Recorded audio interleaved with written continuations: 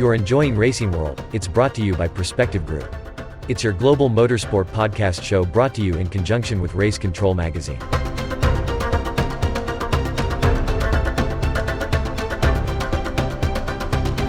Well, welcome to another edition of Racing World. This week, however, we're doing something slightly different. We're coming from Lucas Oil, Western Springs Speedway, the final night of the season, Legends Night, and what better? Two legends with me here. Mr. Nick Brown, the host of the show at Western Springs Speedway, and Graham Standring, a legend in his own right. 100 feature wins to his name and many, many other things. Gentlemen, welcome to the show. We'd like to say 100% success rate when he's on the track, but there's about 9,000 races. He got 100. Yeah. You will have seen them this year on our sister channel, Western Springs 2022. You can check that out on YouTube, and we'll have a link in the description below for that. First of all, guys, looking back at the season at Western Springs, Graham, it's been a hard season, but it's been a great season, hasn't it? It has, and what's been particularly hard are the long gaps between the meetings that we've had, and it's like each time we come here, when we're driving in tonight, we hadn't been here for 4 weeks, 5 weeks or something. It's like a new season, you know. It's very difficult to for the guys, I'm sure, to keep that their development, the transition from 1 week to the next, and improvements, etc. When there's such a big gap between it. So that has been hard. But in saying that, when we had 3 races in a row, the guys really put it on. The track was excellent, the racing was fantastic, and we just can't wait. So there you go. Yeah. Nick, there's something pretty magic about this place, isn't there? Absolutely. And I just want to point out the amount of energy that's gone in behind the scenes, because it has been a really trying time just getting clearances through COVID restrictions, not only to prep the track for the drivers to come along, but to actually make this event happen. So there's been an enormous amount of work and goodwill that's been passed on through this place just to keep the racing out there. And the racing, like Graham says, has been unbelievably good this season. Yeah, I think even though at times, we haven't had the crowd here because of the whole COVID restrictions thing, certainly people who have watched the stream or watched the show on domestic television in New Zealand have witnessed some of probably the best racing we've seen in a long time, haven't they? I think that's a fair comment. I mean, certainly the previous 2 seasons, and maybe part of it is the attention to detail in prepping the track, and the fact that because there is no crowd here at the time, the drivers have almost had an input into how the track prep's gone, have responded really, really well to it. Graham, for people who don't know, you obviously took out 100 feature wins in midget racing here. What was the pull back in the day for you about racing a midget over, say, maybe going to a sprint car or something like that?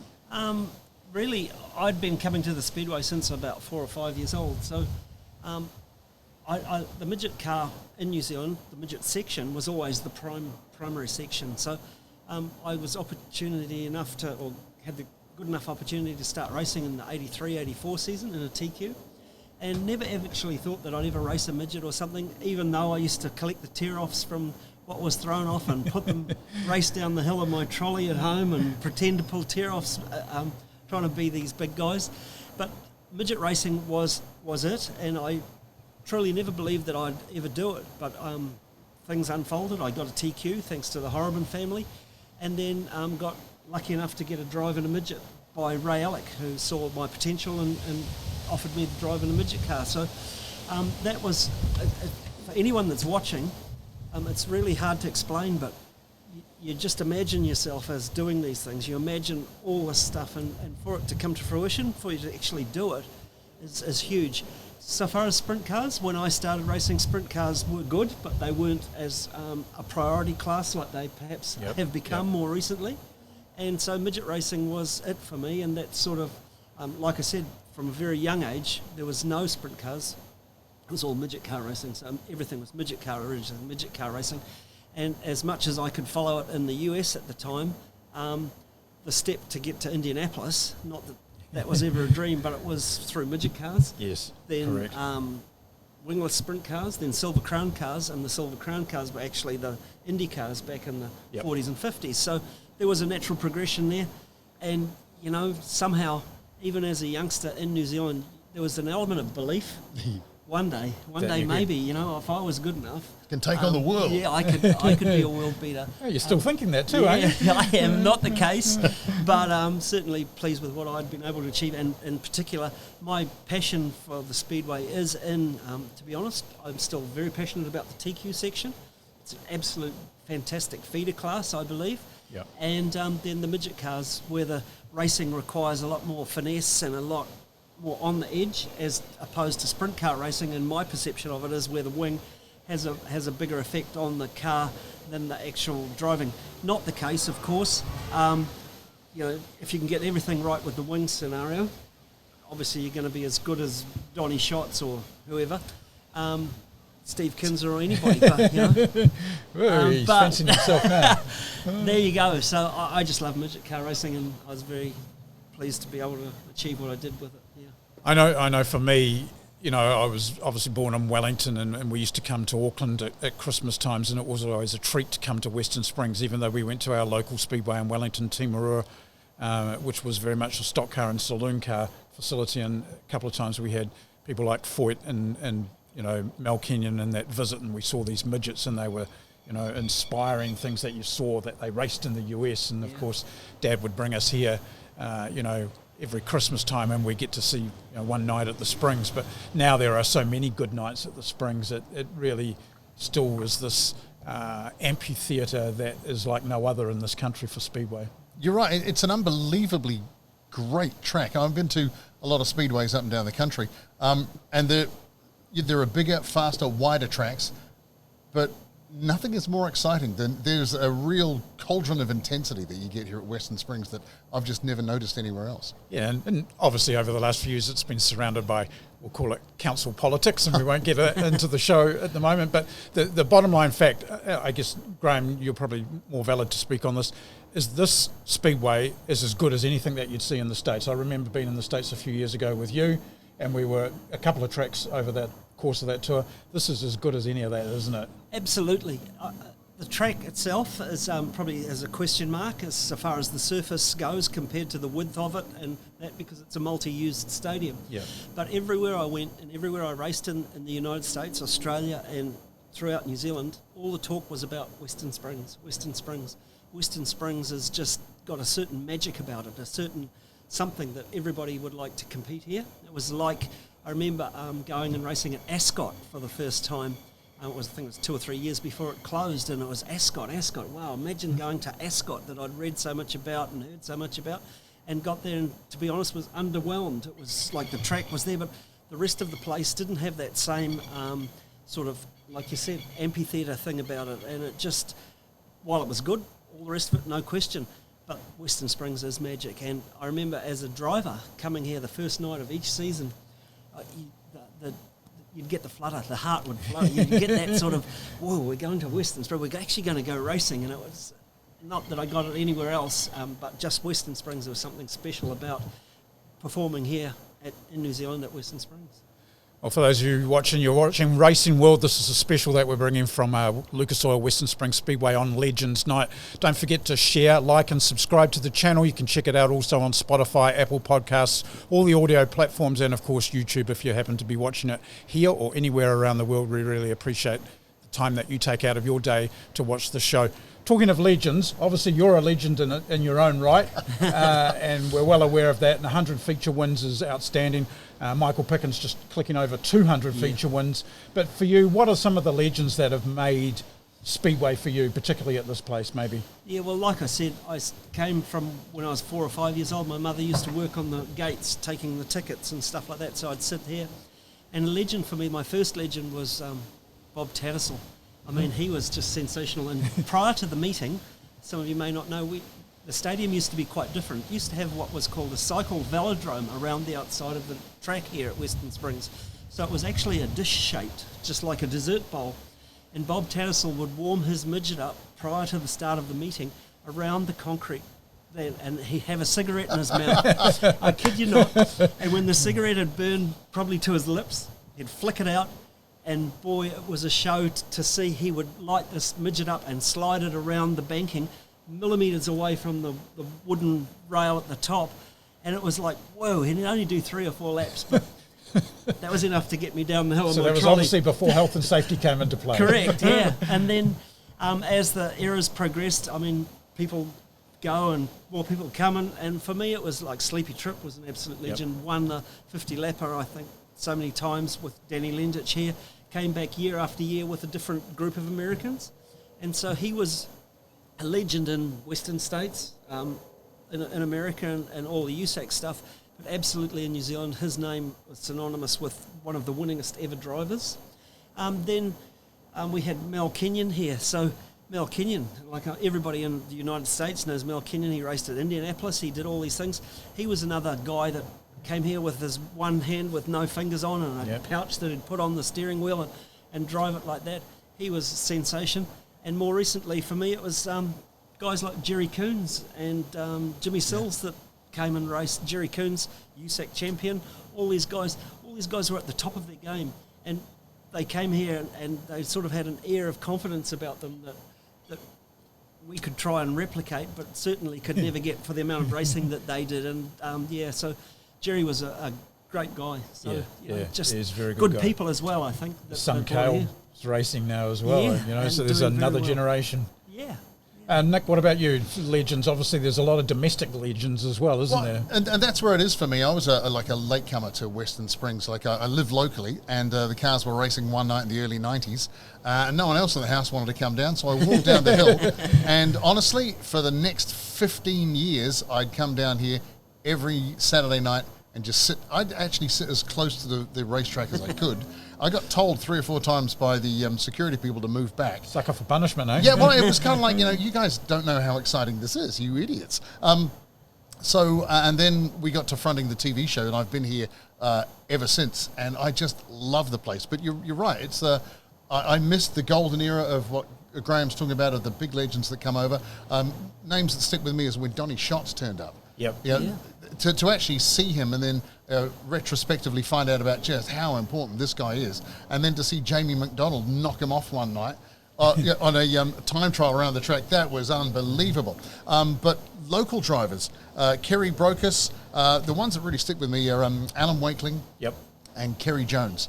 When I first started coming down here, those guys in the sprint cars, even if you missed the first part of the meeting, you would pay your money to come through the gate just to watch the sprint car feature with those two guys on, because I know they're actually really good guys, but everything got chucked out the window, and you would pick who was going to be your champion. But the more I came down, the more I started to enjoy it. I mentioned J-Mac before, but Michael Pickens. I remember when Michael Pickens in the 54 Little Rippers midget, and I remember sitting up in Town Bend and listening to the right rear buzz on the concrete and thinking, man, this guy is giving it 10 tenths. There is absolutely nothing being left to chance here. These guys really throw it out.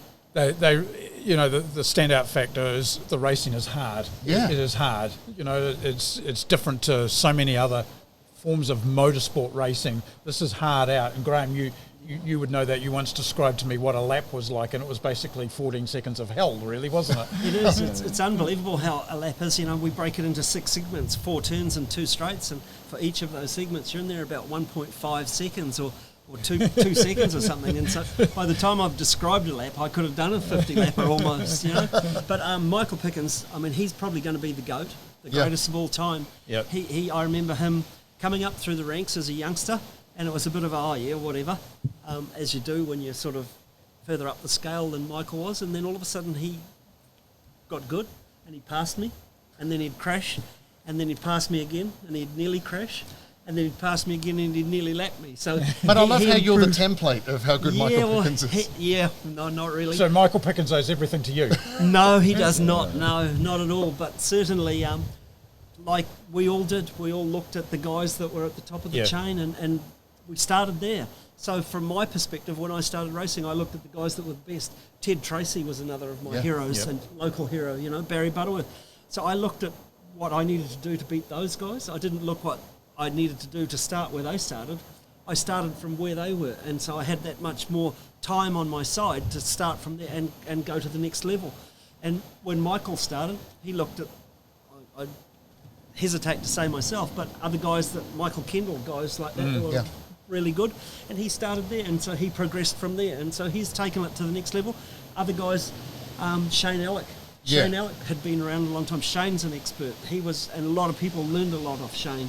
And Brad Mosen's another. It's sort of family heritage, isn't it? It is. In many ways, in the case of the Alex. And now, as crazy as it seems now, we've got a new generation of guys coming through. Max Guilford. Oh, yeah, Max is just... Aaron Hodgson, who's now taken over the Shane Alec drive.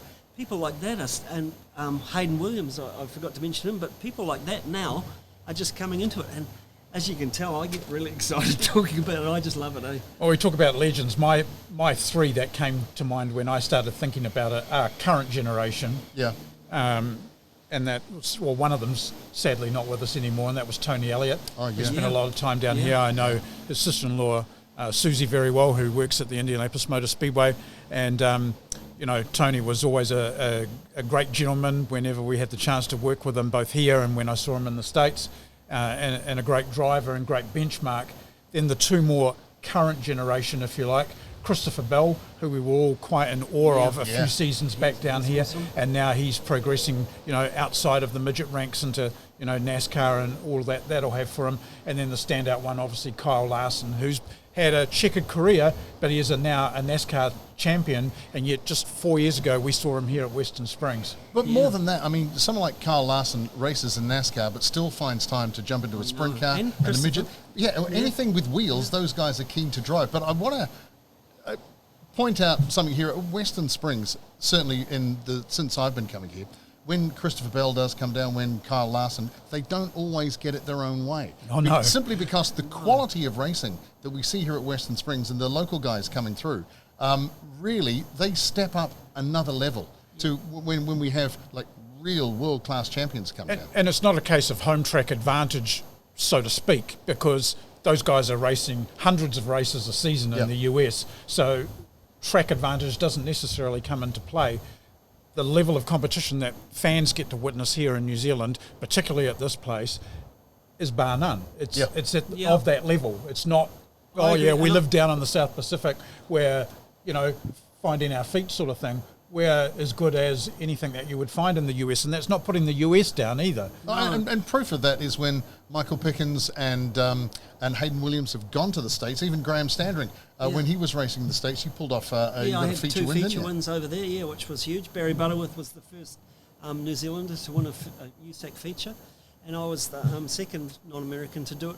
And now Michael's, I think he's been there and won a few, but I think what was the real leveller to bring New Zealand drivers' standard up was the availability of the equipment.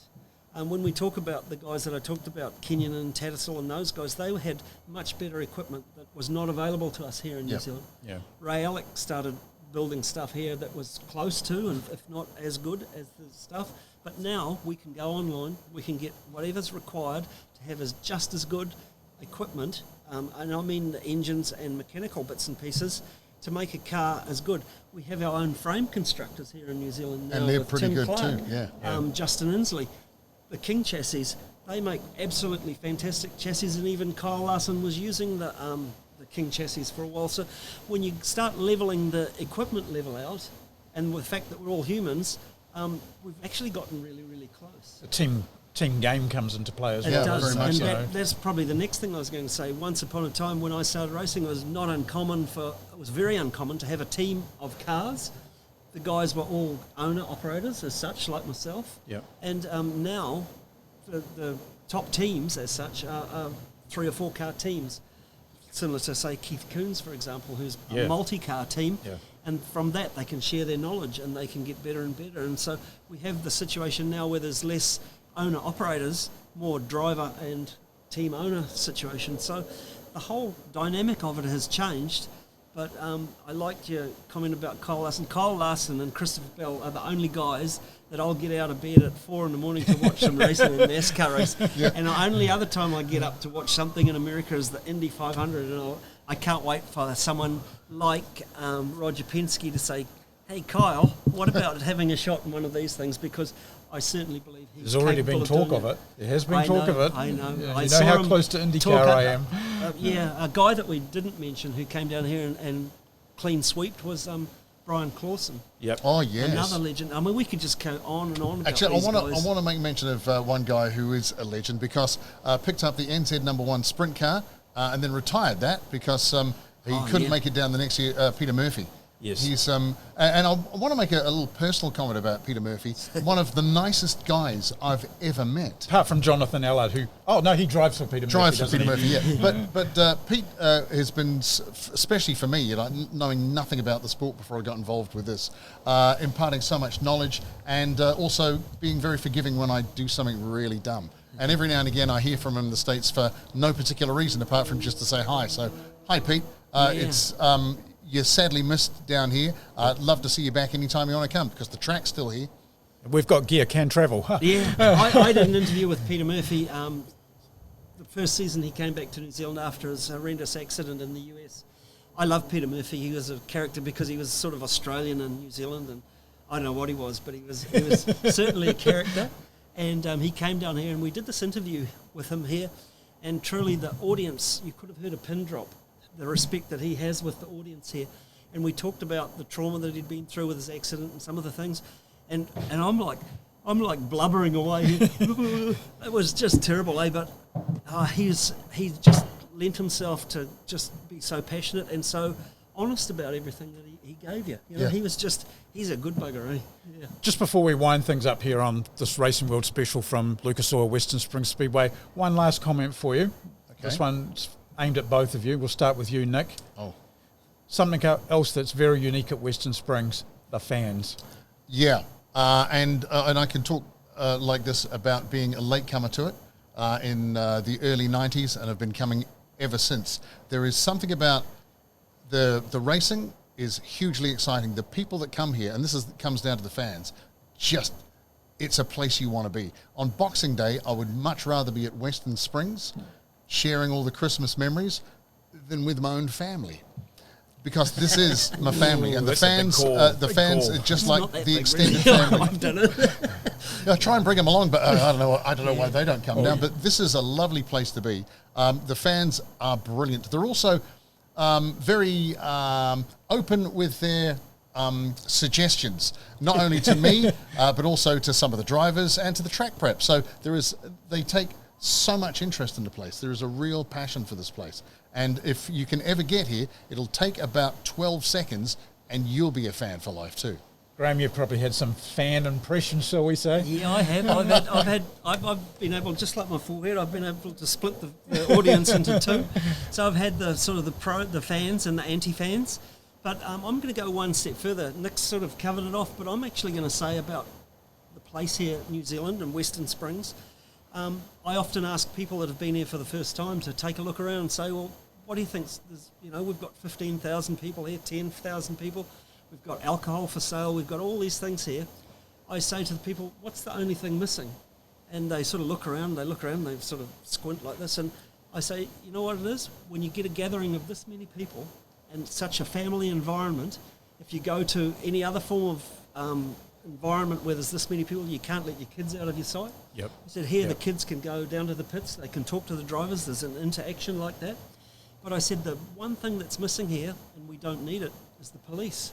And they say, yeah, you're right. How do we get that many people? If you go to a football game or a rugby game or a league game or anything like that, there's a huge security or police presence in the audience. We don't need it here at Western Springs. It's such the environment, such the place. And so far as fans and anti-fans, I mean, they go at each other in the audience. They'd leave me alone on occasion and have a crack at someone else. But absolutely, that's my impression of the place, and that's why I love it so much. Yeah. Well, guys, it's been great to have what has become quite a short chat, really, about life here at Western Springs. Maybe we'll need to do it again in the future. I think so. But to hear some of the stories, pay tribute to some of the legends that are not only racing on Legends Night, but the ones that have been here prior to them as well. And great to share some memories. So thank you very much for your time. On behalf of me, as well as many people know, I would also produce the coverage here this night. It's been a privilege to work with both of you this year. We've had a great time. We've made some great television. I'd like to thank you both very much for that. It's been a big deal. And then I invited you along to a little podcast show as well. So thanks for coming to that one. And for people, once again, don't forget to share, like and subscribe to Racing World. We'll have the links to the YouTube channel as well. Really take time to have a look at that. There's a lot of Western Springs content there if you want to know more about Western Springs. And once again, thanks very much for watching Racing World.